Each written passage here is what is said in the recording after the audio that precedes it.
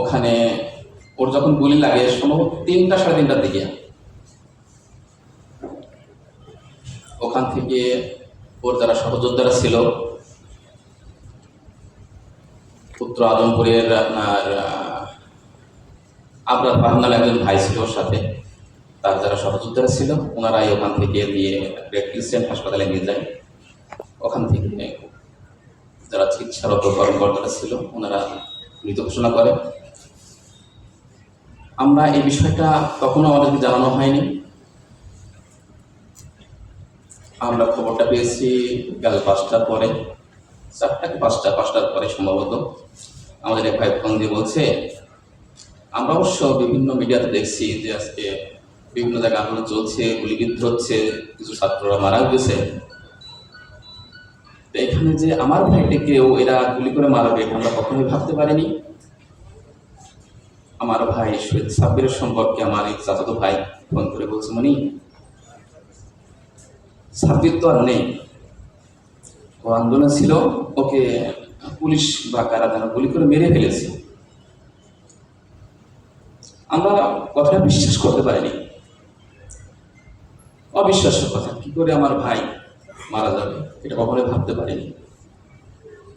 যাই হোক, তখন আমরা আমাদের আর এক কাজিন ছিল ওখানে, তাকে ফোন দিলাম, বলছি তো মনি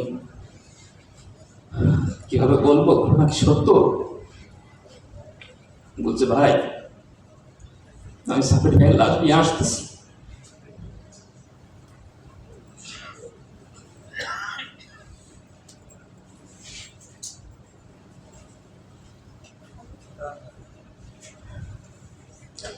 আমরা এই পিতামাতাকে কিভাবে বুঝ দেব যে মানুষগুলো ছোট্ট দাবির জন্য, ছোট ছোট অধিকার আদায়ের জন্য রাস্তায় নামতে হয়, রাস্তায় নেমেছিল, সেই মানুষগুলো পাখির মতো গুলি করে মারবে, এটা কিভাবে আমরা সহ্য করব? আমি তো প্রায় আমাদের রাকিব ভাইয়ের আব্বা আম্মার সাথে কথা হয়, তাদের যে আনন্দ ঘন মুহূর্ত এটা আর আমি একটা বছরের মধ্যে খুঁজে পাইনি। তাদের আমি কখনো হাসতেও দেখিনি।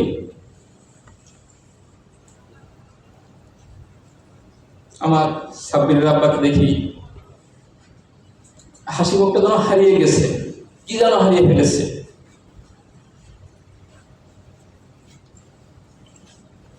গতকালকে সাব্বিরের এক ফ্রেন্ডের সঙ্গে কথা হচ্ছিল, কলিগ, বলছো ভাই সাব্বির যে হারিয়ে গেছে এটা আমরা ভাবতে পারি না, মানতেও পারি না।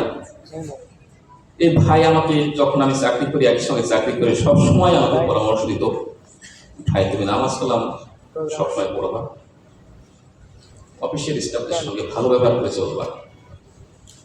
বলছো ভাই আমি আমার কাছ থেকে বলতে পারি, আমি আমার চোখ দিয়ে এখন আমার পানি পড়ে না, আমি মনে হয় আমার শূন্যতা কাজ করছে, কি যেন হারিয়ে ফেলেছি। এই মানুষগুলোকে কেন মারা হলো, কি জন্য মারা হলো? তারা তো অন্য কোনো দাবি নিয়ে তারা ওখানে উপস্থিত হয়নি।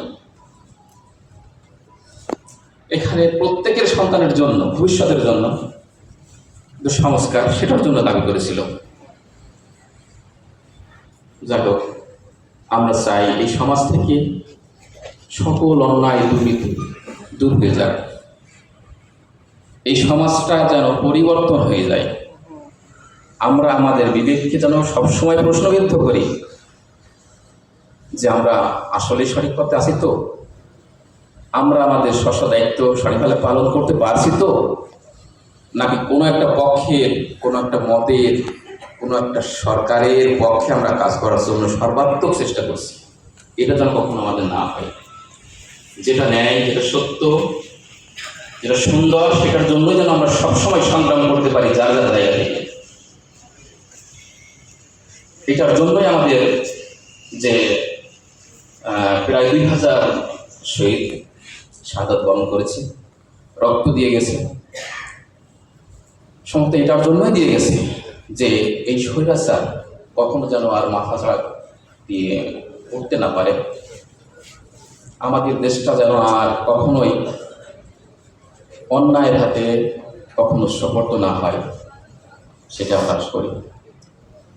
পরবর্তীতে যে সরকার আসুক বা যে দলই ক্ষমতায় আসুক, তারা যেন অতীতের শিক্ষা নিয়ে নিজেদেরকে সেইভাবে পরিচালিত করে, গোটা সমাজটাকে, গোটা দেশটাকে যেন সুন্দর করে চালাইতে পারে। মানুষের যে মৌলিক চাহিদা, মৌলিক অধিকার আছে, সেটা যেন সুন্দরভাবে পেতে পারে, এই অধিকারটুকু নিশ্চিত করতে হবে। আমরা দেখতে পাচ্ছি জুলাই গণ অভ্যুত্থানের 1 বছর পার হয়ে গেছে। পার হওয়ার পরেও যে আশা প্রত্যাশা ছিল, সেটা এখন সেভাবে পূরণ হচ্ছে না। সেটা যেন বর্তমান সরকার সঠিকভাবে তার দায়িত্ব পালন করে ভবিষ্যতে যারা জুলাই যোদ্ধা আছে, গাজী আছে, শহীদ পরিবার আছে, আহত ব্যক্তিবর্গ আছে, তাদের সুচিকিৎসা, তাদের খোঁজখবর নেয়া, এটা যেন সঠিকভাবে নেয়, আমরা সে আশাই কামনা করি। সে আশাবাদ ব্যক্ত রেখে সবাইকে সালাম জানাইয়ে